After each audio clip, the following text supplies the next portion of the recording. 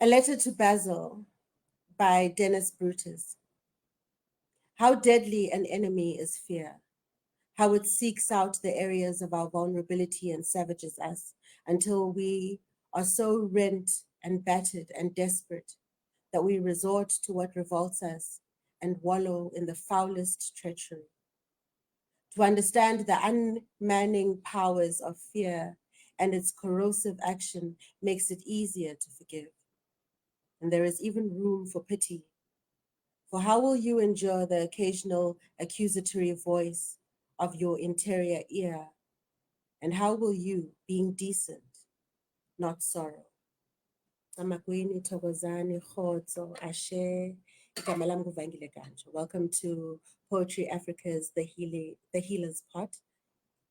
Today we are going to have a beautiful session with some fantastic writers where we're going to talk about um, the healing power of poetry, how to access poetry and find poetry um, as therapeutic and as an entry into potential spiritual healing, how writing can act as a reflection and how it can promote healing, personal growth, and spiritual well-being.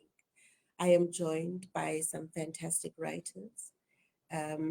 Sis Malika Ndlovu's words and performances have been featured on pages and stages across South Africa and globally for more than 25 years.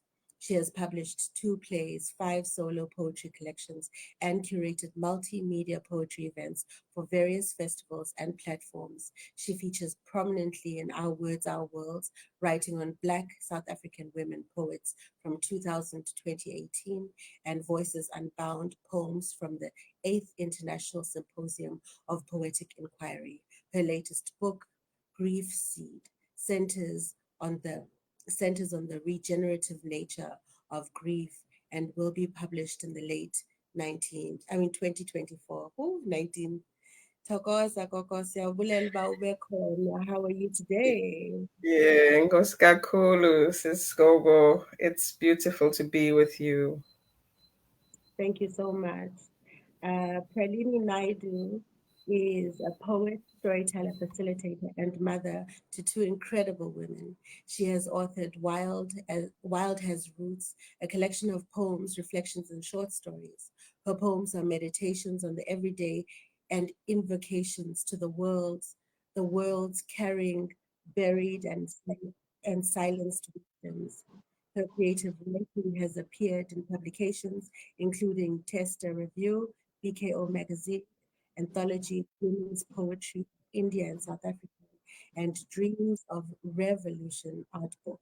Academic publications appear in Agenda, Matatu, and Art Research International. She is currently completing her PhD at the University of the Western Cape. Thokozani, how are you? I'm very well, Vangi. Lovely to Thank be here, all you beautiful people. you, lovely. Thank you for joining us. We also have Siza Nkosi. Siza Nkosi is a poet, children's story writer, and creative writing lecturer at Salt Lake University in Kimberley. Raised in Soweto, she facilitates poetry and jazz sessions through her NPO House of Siza. Her debut collection, Grand Malume, was shortlisted for the Ingrid Poetry Awards of 2024. Nkosi has authored 9 books with Oxford University Press, including Isigodlo Senjabulo and Usebenzile Ntando. She serves on the Culture Sector Committee for the South African National Commission for UNESCO. Thokoza. Siyathokoza Gogo kuba with your Yes, thanks. Thank you. thank you so much for joining us today. I want to check with Lucy and um, Lucy and Luleka are in the room, but I will introduce them in case they are able to join us later. We were having some technical difficulties. Busisiwe Mahlangu is the author of Surviving Life. She was awarded the inaugural South African National Poetry Prize by New Content 2020 Mahlangu was a writing fellow at JIS, University of Johannesburg, 2022, and participated in the International Writing Program for the University of Iowa in 2023. She publishes her work at Busisiwe at newfilmfund.com. Um, and she is here today with us, and she's also a finalist in this year's Poetry Africa Slam Jam. Thank you so much. I'm so excited for the conversation. I can't wait. Oh, we're delighted to have you. Thank you for joining us. And then I'm going to introduce Luleka Mhlanzi. I hope that she's here, but she will join us during the course of this conversation. Luleka Mhlanzi, Luleka Mhlanzi is a multi-award-winning poet, actress, and facilitator, and the founder of the Luleka Mhlanzi NPC. Her debut poetry collection, Confiscated Identity, was published in 2022. She produced and performed the one-woman poetry show, Conversing Kingdoms, and has performed at numerous other festivals, nationally and internationally. She is the deputy chairperson of the PMB Poetry Sessions and ambassador for the Slam Awards International. She has received several awards, including the Certificate of Appreciation by the Ward 16 Councillor and the Slam Awards International Honorary Medallion.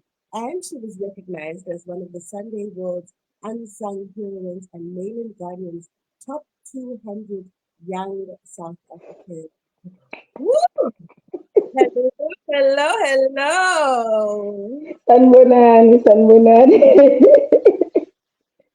Thank you so much for having me here. Thank you for joining us. So, in thinking about this conversation, I come into this conversation obviously as a healer and a practitioner of creative arts healing. But I also think about the many ways in which writing and poetry in particular have saved my life. How I have found community in writing. I have found ways to articulate myself in writing. So I'd like to open this session by using poetry. And so I have invited each guest to share a poem that has been a lifeline for you, that was written by someone else. And I would like to open in this way because I think it's really important to acknowledge that oftentimes in all the hurt that we experience, we think we are alone because we feel so deeply alone. And so if we are to think about writing, we are to think about poetry as an entry point into healing or a way of healing, then we have to think about it as practitioners of writing and receivers of writing. And so I would like to begin from from what we have received from writing that has kept us alive. Kollega Putima has a beautiful poem called Lifeline in her collection, Collective Amnesia. And what that poem does is it ends with saying, you give me permission, because it says, live, Black girl, live. And so I would like to open us up. I'd like to invite perhaps Sis Malika to open us up.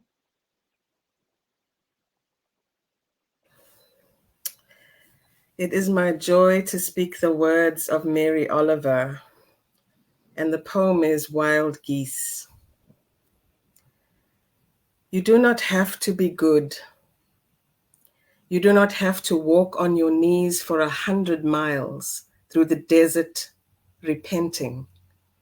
You only have to let the soft animal of your body love what it loves. Tell me about despair. Yours, and I will tell you mine. Meanwhile, the world goes on. Meanwhile, the sun and the clear pebbles of rain are moving across the landscapes, over the prairies and the deep trees, the mountains and the rivers.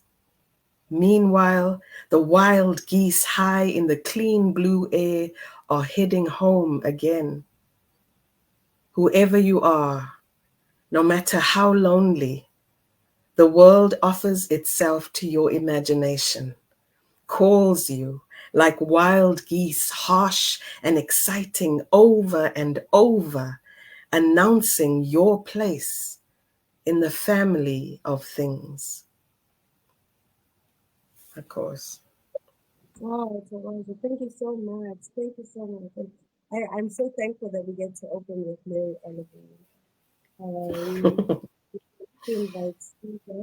Siza, would you go ahead? I know you are you struggling to hear me? I'm gonna try with my headphones. So when I come back, I'm going to try and speak through my headphones and hopefully that will help with the volume.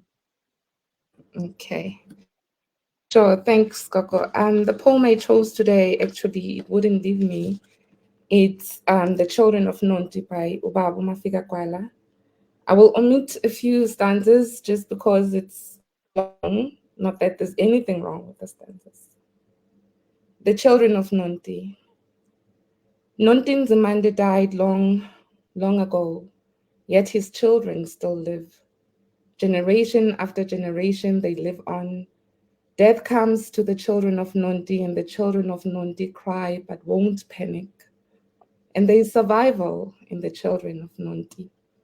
Poverty swoops its deadly wings, but tough, strong, and witty are the children of Nonti.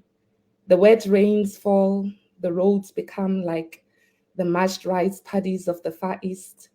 And on these desolate roads, there's song, song in the black voices of the children of Nonti. Someone marries, the bride does not hide her face under the veil. The maiden stands near the kraal, dance before they make it be merry eyes of the elders joshing it on their young days. They still feed free laughter in the children of Nonti. When a daughter has brought shame, the women show anger, not wrath, and the illegitimate born is one of the family.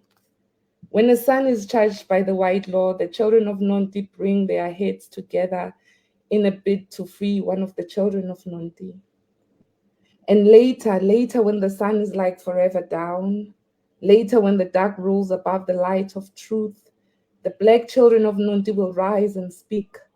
They will speak of the time when Nonti lived in peace with his children, of the times when the age did not count above experience.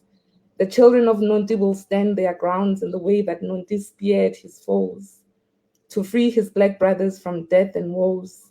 They shall fight with the tightened grip of a cornered pard, for they shall be knowing that nothing is more vital than standing up for the truth that Nonti lived for. Then there shall be freedom in that stand by the children of Nonti. Truthful tales shall be told of how the children of Nonti pushed their will and continued to live by the peace that Nonti once taught them. Tamam, tamam. Thank you so much for sharing that with us. And I can feel and hear how much it holds you right now and moves you. And I think that I'm very thankful that we get to be a part of community and the holding and the power of community that writing allows us. So wherever that poem needed to go, I hope that it reaches there. Thomas, is the sound a little bit better? Oh, great. Okay. And so up next, I'm going to ask Sis Pralini to share her poem.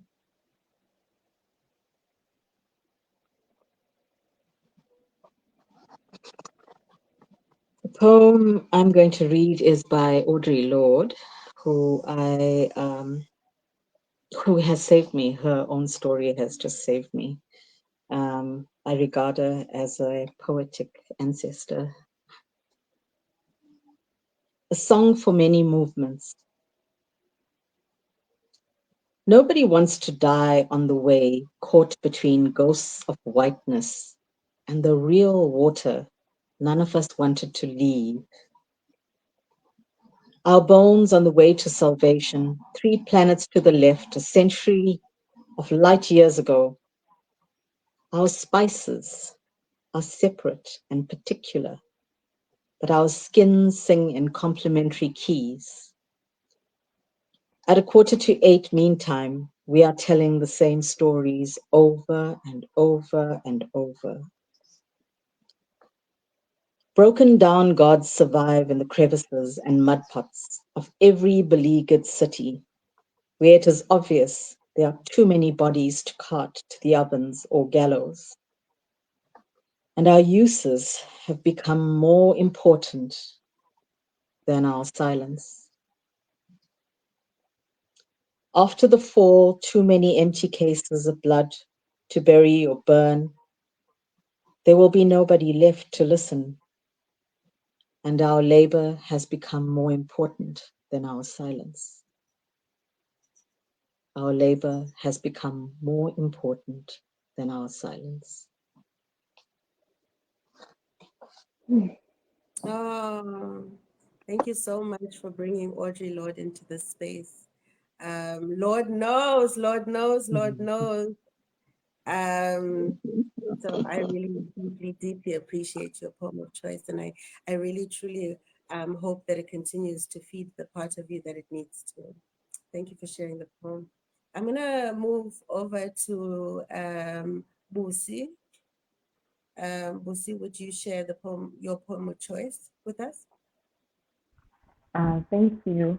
So the poem that I'm sharing is Backwards by Saya. I'm reading from You Daughters of Africa, my favorite book. Um, the poem can start with him walking backwards into a room. He takes off his jacket and sits down for the rest of his life. And that's how we bring dead back. I can make the blood run back up my nose, ends rushing into a hole. We grow into smaller bodies. My breasts disappear. Your cheeks soften. Teeth sink into gums. I can make us laugh. Just say the word. Give them thumbs for hands if even once they touched us without consent. I can write the poem and make it disappear. Stepdad spits liquor back into glass. Mom's body rolls back up the stairs. The bone pops back into place. Maybe she keeps the baby. Maybe we are okay, kid. I'll rewrite this whole life, and this time there'll be so much love, you won't be able to see beyond it. You won't be able to see beyond it. I'll rewrite this whole life, and this time there'll be so much love. Maybe we are okay, kid. Maybe she keeps the baby. Mom's body rolls back up the stairs. The bone pops back into place. Stepdad spits the liquor back into glass. I can write the poem and make it disappear. Give them stumps for hands, if even once they touched us without consent. I can make us laugh. Just say the words. Your cheeks soften. Teeth sink back into gums. We grow into smaller bodies. My breasts disappear. I can make the blood run back up my nose, ends rushing into a hole. That's how we bring dead back. He takes off his jacket and sits down for the rest of his life. The poem can start with him walking backwards into a room.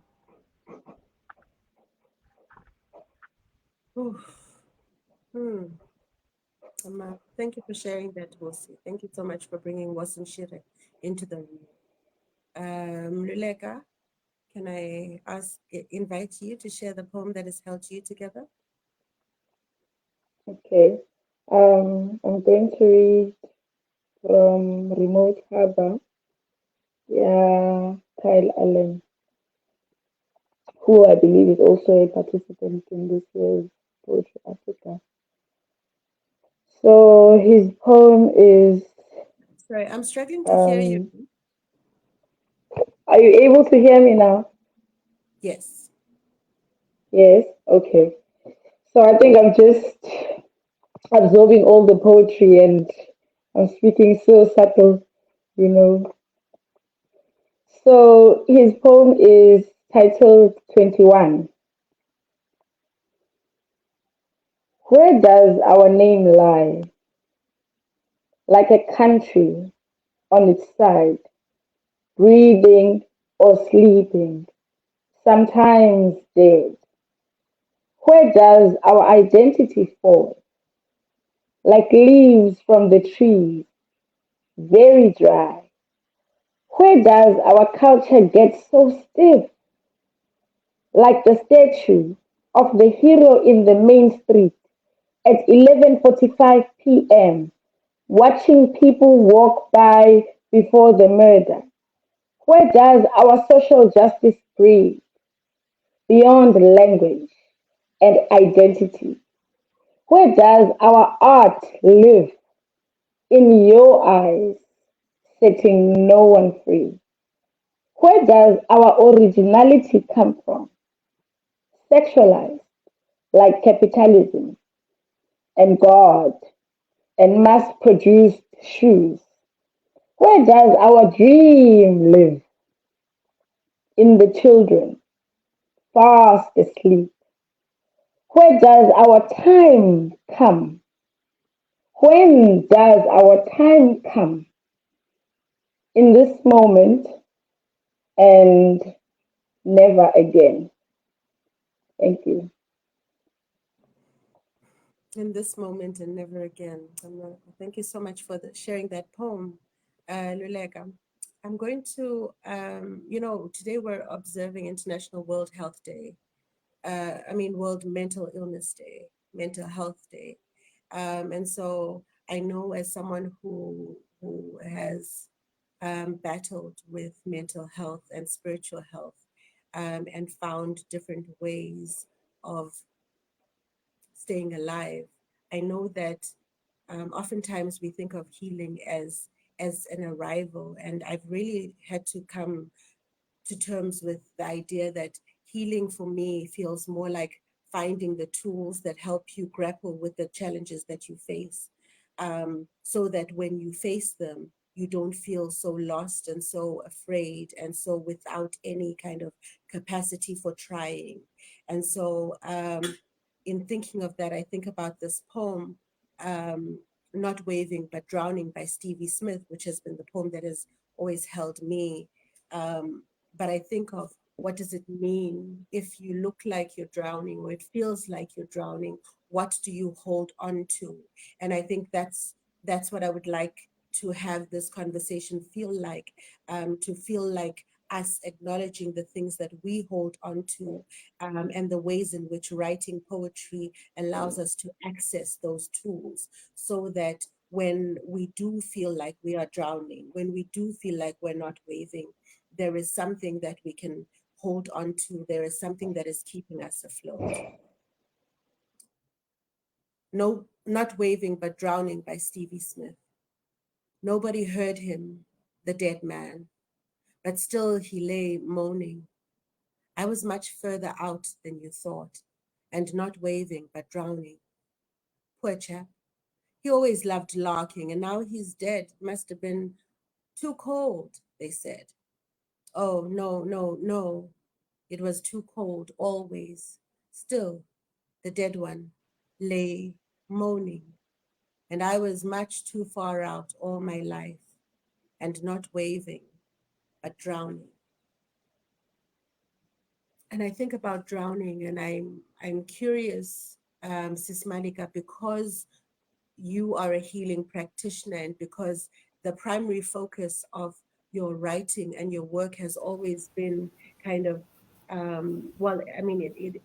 as someone who is kind of witnessing the processes of your work, has always been the processing of your own healing and your own grief and your own sorrow, and how to then allow that to open space for others and create that community. So I'd really like to ask about how you run your creative art healing practice, how you run writing workshops and create these spaces for healing through writing, because I know that that is work that you actively do. Yeah, Bongo says, thank you for leading us to this point in the journey. And I'm mentioning this idea of leading because I'm thinking about the practice over time and about some of the notions of time. We also ended with the beautiful idea of the moment or the now, this moment that will not be again.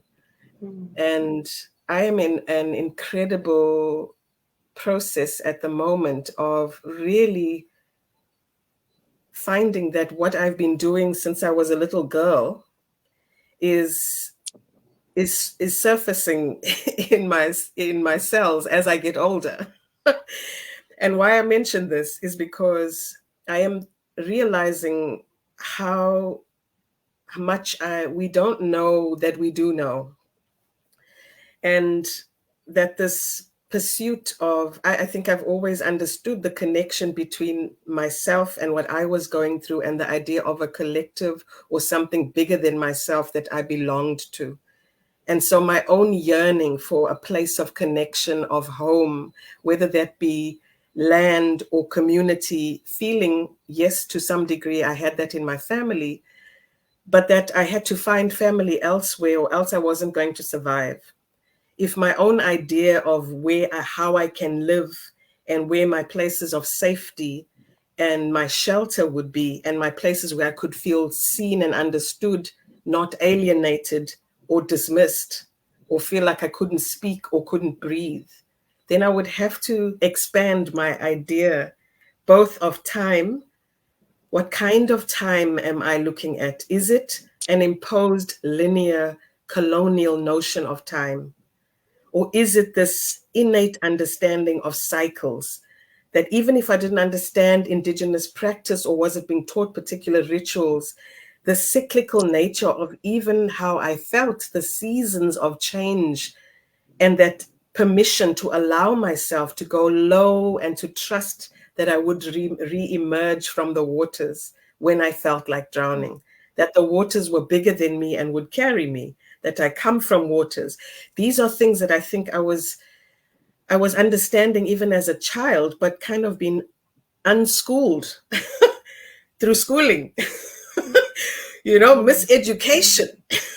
So I'm in this beautiful cycle of remembering. And I think Pralini hopefully will also just ring that little bell of a kind of quite a recent process where we held space for a group of Black women through poetry as a methodology it was literally called Remembering Ourselves, and took ourselves into nature, into that bigger frame, even in relation to the stories we tell ourselves of what we've been through and what's not yet right. And the notion, as you said, that healing is an arrival point, when again, that's kind of linear time.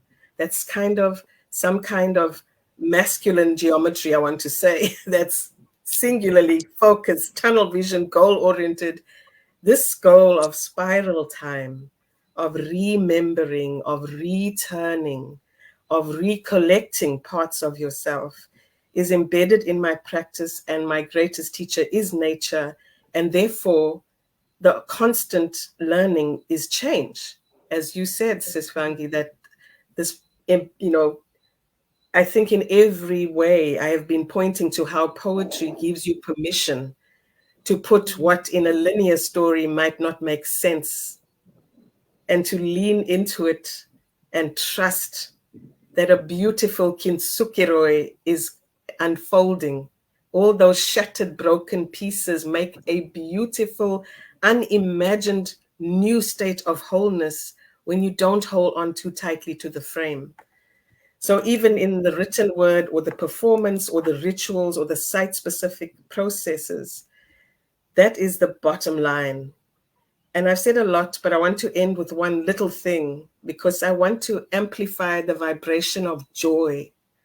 And I don't know if Adrienne Marie Brown said our joy is our justice, hashtag, but I want to amplify it. Because me wearing a pink crown, trust me, something's going on. I ran from my little pink for a very long time. And I am witnessing a beautiful becoming in so many around me that I know has come through many phases of drowning, many phases of re-emerging from fire. And this Moon Omens quote says, I find healing to be a fine balance between remembering and remembering, bringing together and recalling who you are again, and choosing to love the renewed you are becoming. And this becoming, it's always, ongoing. Thank you for the listening. Absolutely. Thank you so much for that, Sis Malika.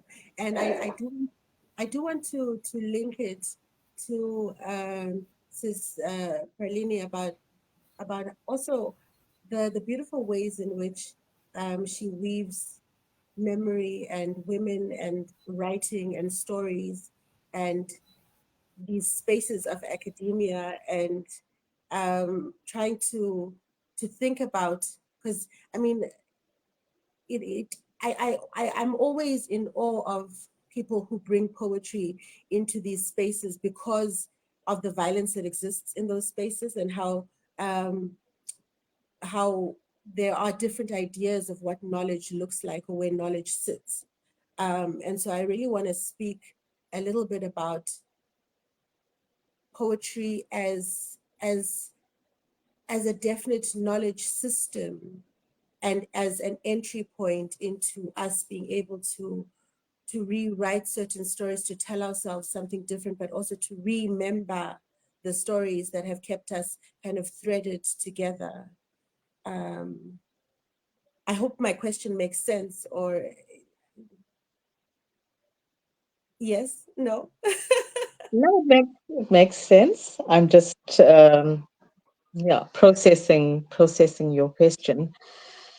And also just in conversation with Malika and the idea of remembering, which is very different to sort of nostalgia or remembering, where remembering needs to be something static and in the past. And this idea of remembering is very much embedded in my work within the academy in two ways. Okay, number one, poetry found its way into my work. It wasn't going to initially be there, but it's the way that breaks the spell of this very jargony language that exists in the academy. Poetry is actually such an alive way to relate, and that's what it means for me. It's a way of refreshing that memory. It's a way of sort of looking back, but also enlivening that process. So bringing what we call the past, and also coming back into this linear time, spiral time. What is time? It's bringing this thing that is supposedly in the past and reigniting it. And it's something that happens in the language of poetry, because poetry is actually an image. It's image storytelling rather than text. It's not plain text. It's not text on a just written and put there. It's always alive. Each time we read somebody else's poem or we read each other's poems, something happens in that transmission. Something different happens. And so I want to talk about it, just another process that that happened parallel and probably influenced, the academic writing as well. But I started to sort of do tarot readings with my poems, which were not meant for tarot. They were not meant for that purpose, didn't have anything to do with tarot reading per se, but I would offer people readings of my poems and ask them to ask themselves a question. Ask yourself a question. Is there something that is, bothering you, or you'd like to inquire about? And they would read my poems and somehow read their lives through these poems, which were not meant for this purpose. They were love poems that I'd written over the years, And that, for me, made me realize that when you write a poem, you are writing in community. And this idea of community is not necessarily bodies like people or other poets. This community can be the sun, the moon, mountains, bodies of water, Yeah. and so we're drawing from that energy, and Absolutely. that's why there is a resonance. Yeah, but I'll Absolutely. leave it there. Thank you for that, and thank you. And I love the fact that both of you kind of center your practices around understanding that we are always in community with nature, that we exist not just as kind of and because I think part of the sickness, a part of the loneliness that is caused by the sickness, is the ways in which we think of ourselves as human beings as the only kind of um, living breath of consequence, of substance, of importance. And so we kind of devour everything um, when we should be in conversation with all that is around us and that also sustains us and gives us breath. So I really do appreciate what you're saying. I would like to invite Siza into this conversation because I think, first of all, I feel a kind of a very deep kind of need to acknowledge the fact that um, in thinking about healing as an ongoing process, in thinking of of of how to move in ways that make us more well. Um, Dr. Uhuru Palafala, in her opening address for Poetry Africa in Joburg, spoke about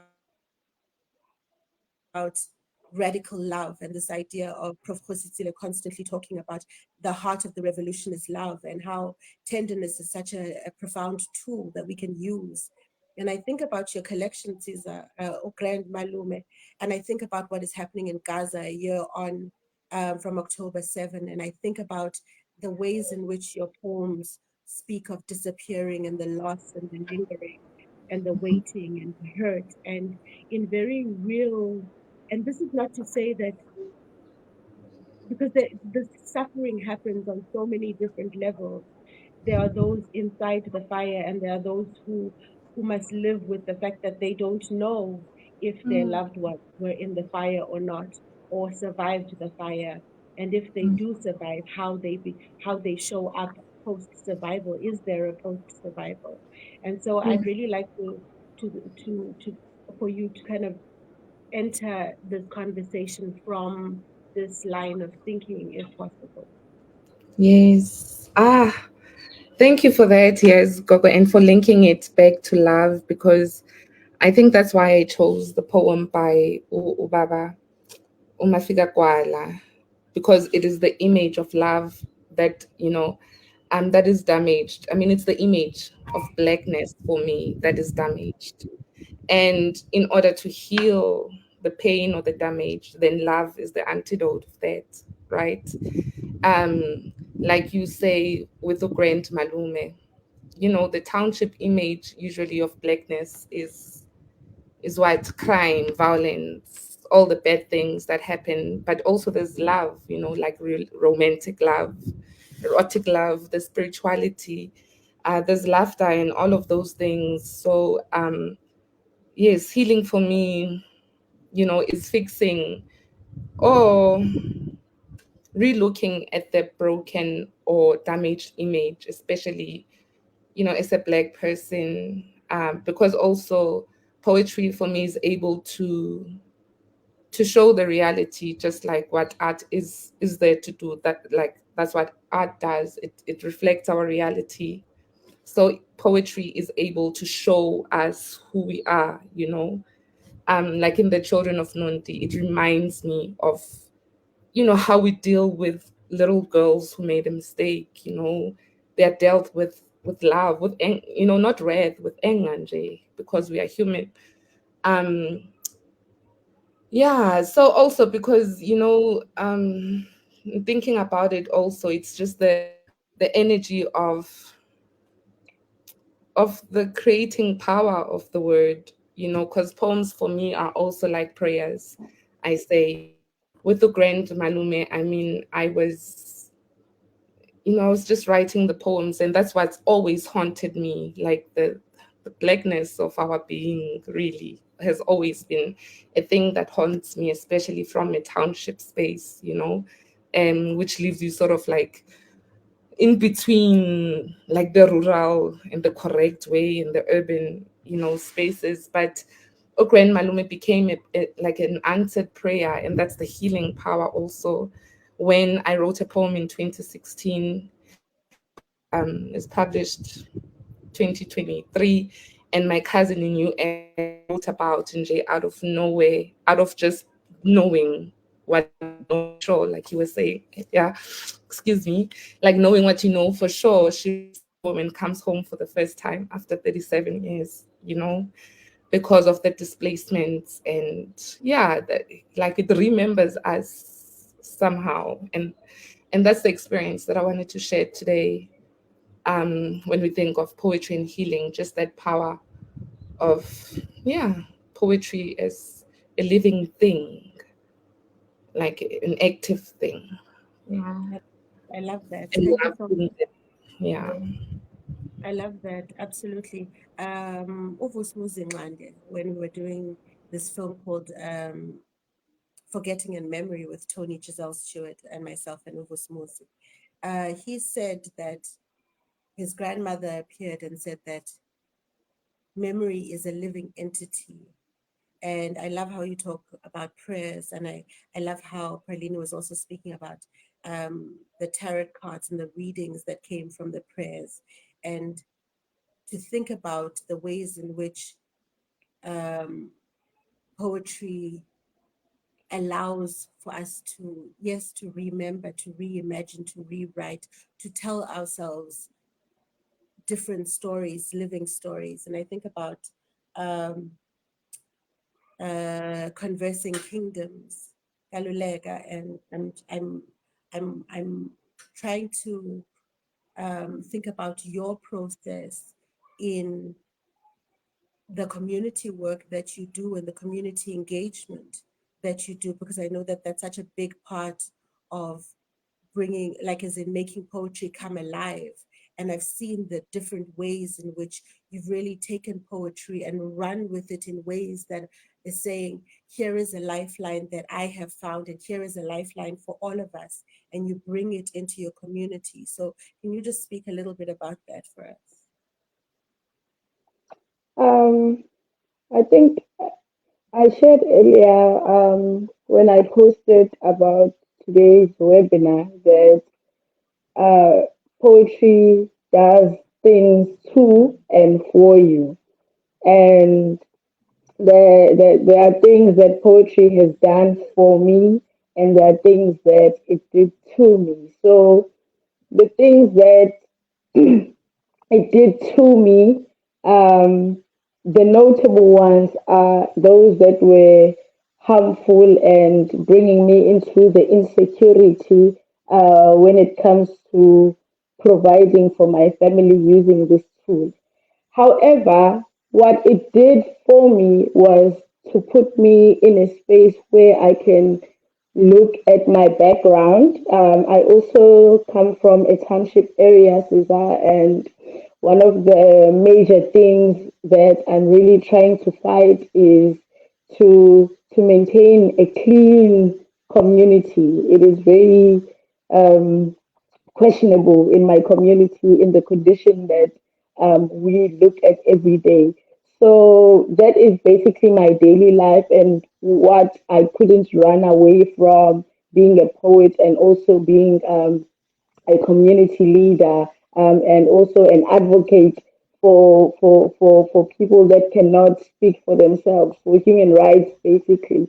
So, how I navigate that first, when I experienced the challenge of poetry not being able to sustain me, it put me in a position where I really wanted to compromise the gift that is poetry within me, the love to express myself truly through writing, because in reality it is just this way, and it was not giving back that much. Um, so what would then happen is that I would not be able to find a way to balance, and I would try to run to the things that are just totally different from my purpose and the things that I'm aspiring to.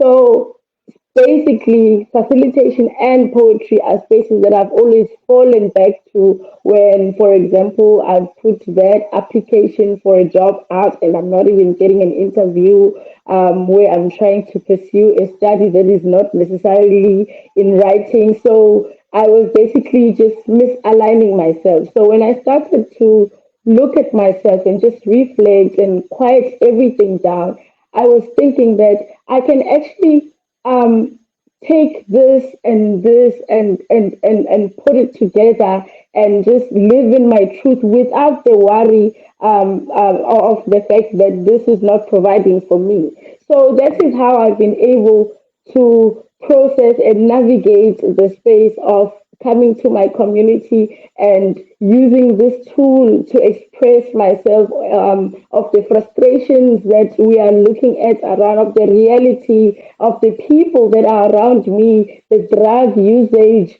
that is around us, every major issue that you would imagine happening in South Africa is in my community. So I think it also worked that when I do my admin, I have purpose that, okay, if this is what I keep falling back to, if this is what keeps coming to me, I might as well need to focus on it, whether academically or also look into how it's feeding my space. So I started to feed it through looking for more anthologies, reading some more of poetry. So basically just coming back and loving this thing that I say it brews within me. So coming back to that helped me, and it gave me clarity on how then to navigate coming to my community hall, hosting an event and inviting artists and people that are lacking of space to express themselves.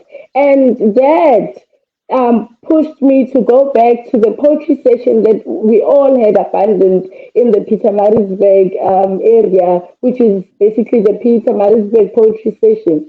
I went back there and I found the people that were just as concerned as I was. And then we started things from scratch. We weren't worried about filling the space up. We convened with the management of the library. And here we are today. It's a functioning space that most people that want to find themselves come to, most people that would like to inquire about something. Not that they would always find the answer, but they come to this space.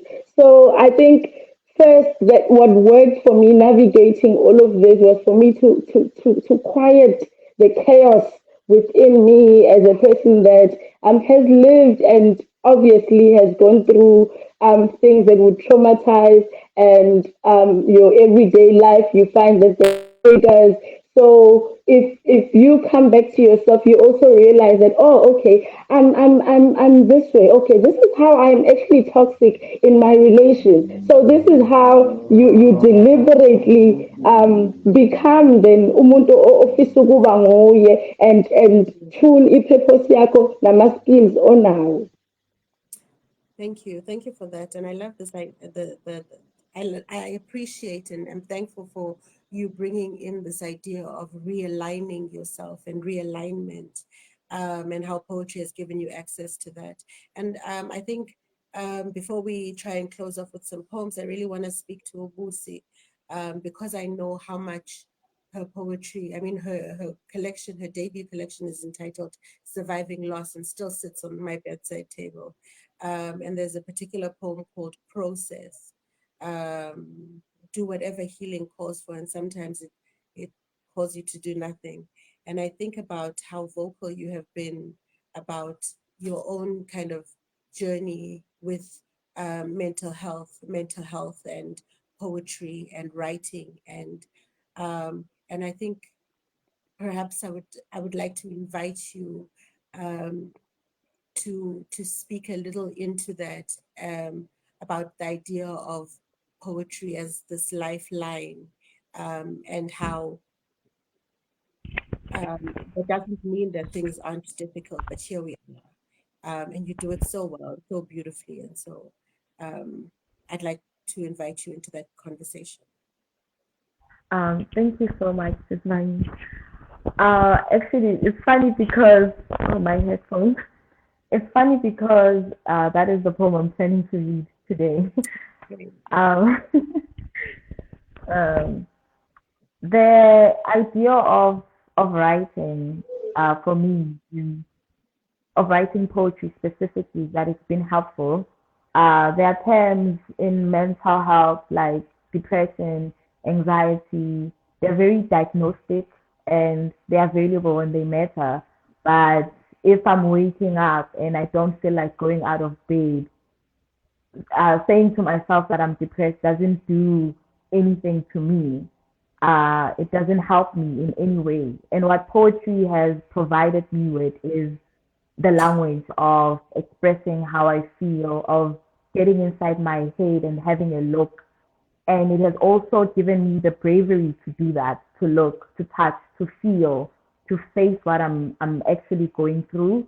It has provided language, and what that language has done, is that it has given me an insight into how I'm feeling, into where I am in terms of space, in terms of life, in terms of just the day on a Tuesday, how I'm feeling.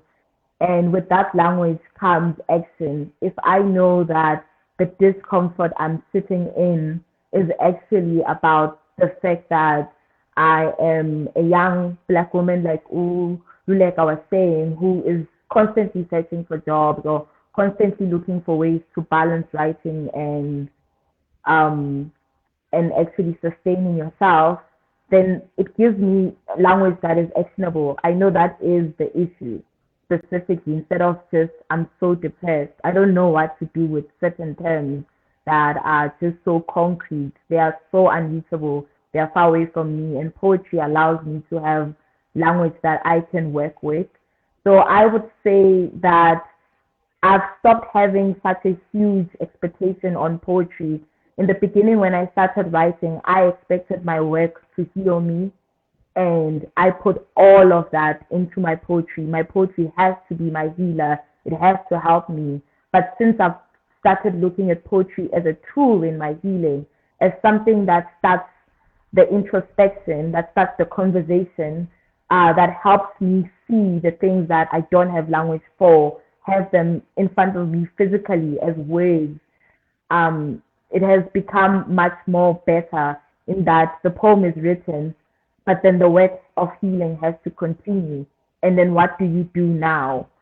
So I think just like I feel like poetry, yes, it can heal, but I feel like there's so much work that comes with healing that goes beyond just writing the poem. And having to live with that initially was so crushing because isn't it enough? It's such a good poem. It has helped me go out of bed. Isn't it enough? But sometimes it's not. There's still so much work that has to do beyond typing or writing. But I'm so grateful for poetry, for how it has exposed things that were hidden from me. I really appreciate what you are saying, Busi. I really, really appreciate what you're saying because poetry is cathartic, but therapy is therapy. Work is work. You have to do the work of healing. You have to do the work of untangling the rope, of actively removing the noose from your neck. You have to do the work of healing. And I think about Zorania Hurston when she says, if you are silent, they will kill you and say you enjoyed it. And I think that poetry is a beautiful way in which we can archive our stories and make sure that no one ever thinks that we are enjoying this dying and this living, and that this living is not celebrated, so that no one ever thinks that we were muted and we were unfeeling and we were unknowing and we were unable to process the whole of life as it was happening around us, within us, and to us. And so I know that I have about 5 minutes left. I'm going to take a little bit of an extra time, and I'm going to ask each person to read the poem that they are inviting into the space of their own words. And I'm going to ask that we go backwards and begin with Busi, then Luleka, then Siza, then Pralini, and then close with Sis Malika. And hopefully we will have enough time to thank the sponsors, because we are thankful for them. But the poetry, you know, that's why we're here. So this is process. You are collecting yourself from all things that are fading, age behind that. You are looking for yourself in all the roads you built with your feet. Some paths were already there, some you shaped with your hands, and the thorns remained as a reminder. Some of your footprints are filled with mud. You cannot see them without breaking your back. You are tired. Tired feels like slowly wilting. Tired means rest your bones for now. In your rest, you begin to count all the things you lost to the mud. The spoon you used to eat gravy, the steps of your bra, your ninth finger, someone, everyone, yourself. You count loss until you're the S. You cry. S becomes wet. S never becomes paste. You fold into a ball and learn to survive alone. Someone stabbed you, dragged you to this place. Your footprints are not on the ground. Your body is under your bed. You are learning sleep again. On the 10th day, you're still teaching your eyes how to close. Stay there. Heal. Go outside. Heal. Don't move. Heal. Do what healing calls you to do. Sometimes it won't call you to do anything.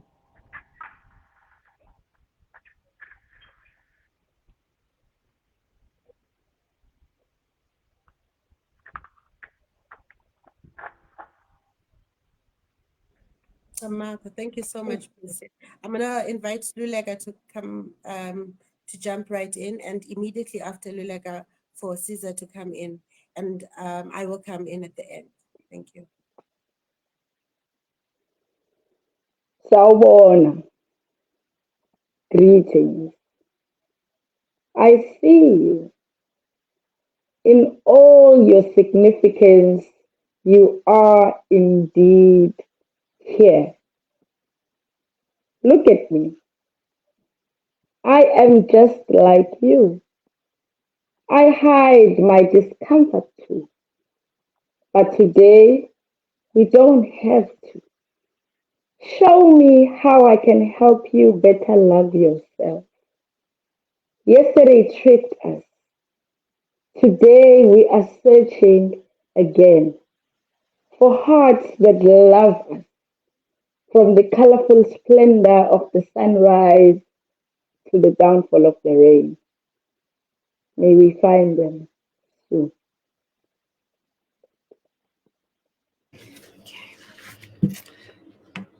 Ukren Malume to Jabu Mazibuko.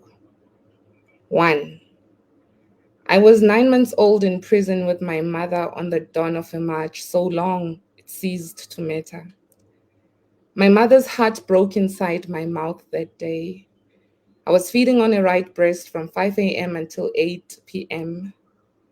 We were in a small holding cell at the Protea police station, our crime a letter we never received. Malume, you had written from exile, though not one letter ever reached us. The telephone didn't ring with your voice, but the security police detained us anyway, demanding we account for a body whose bones we still wish to bury. My nappy rash worsened.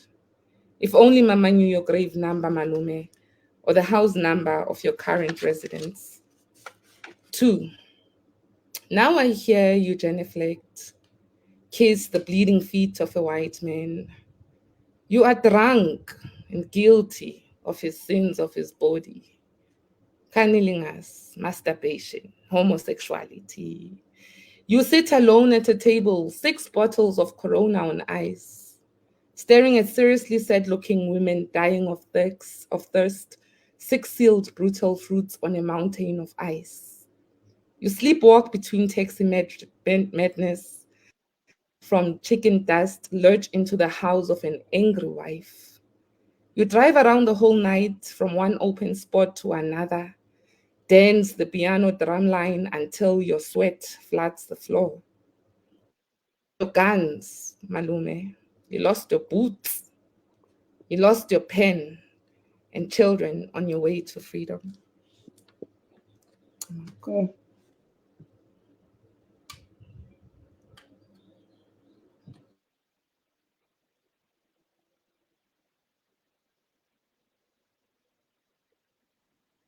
Sis Pralini?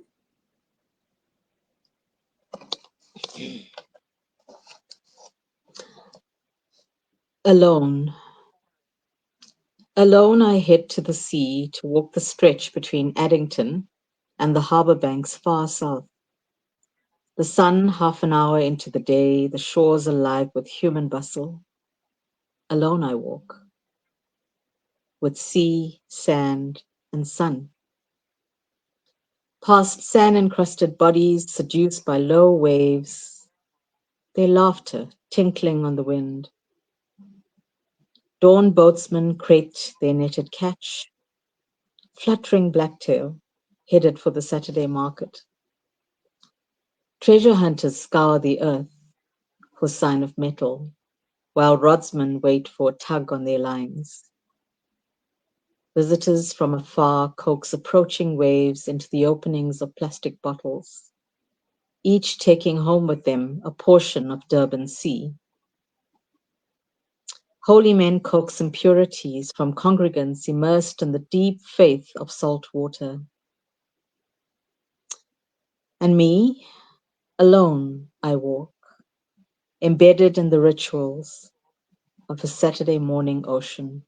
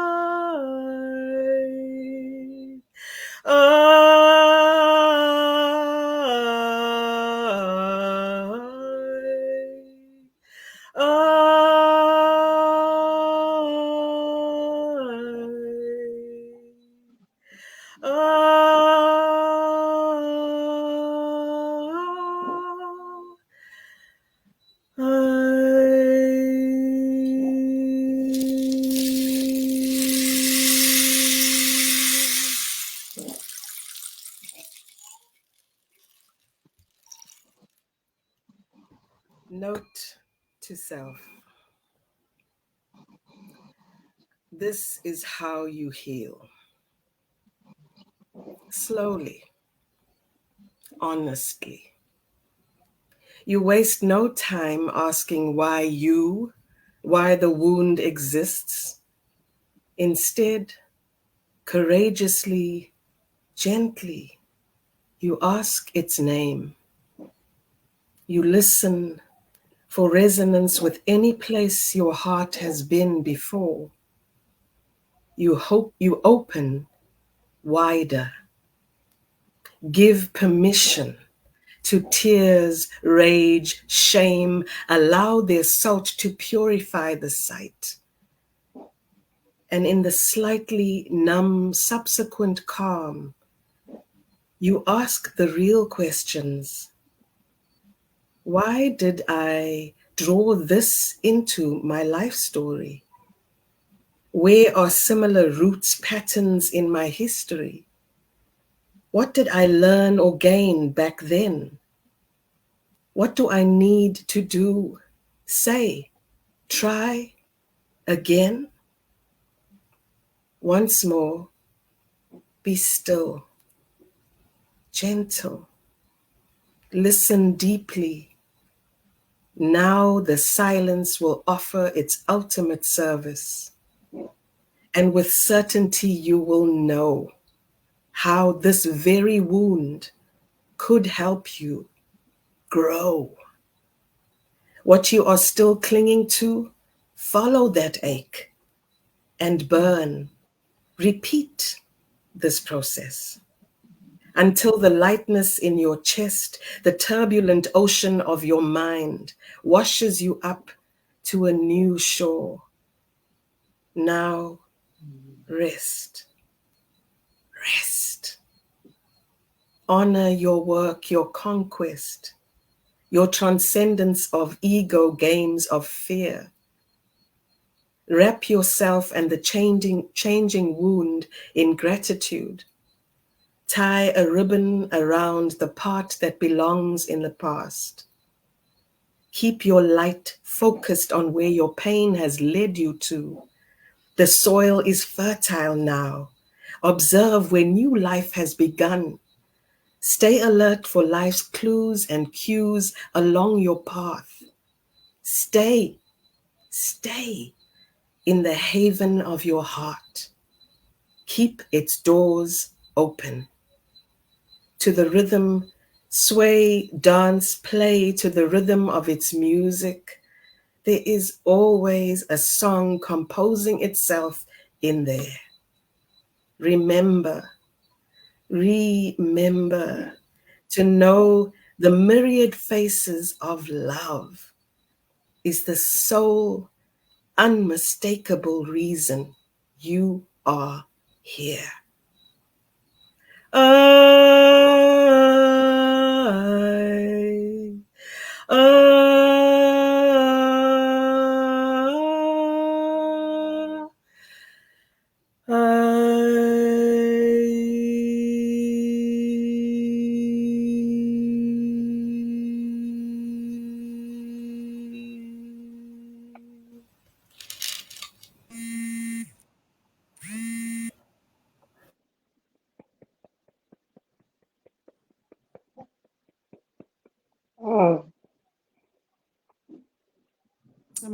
Tsamaku.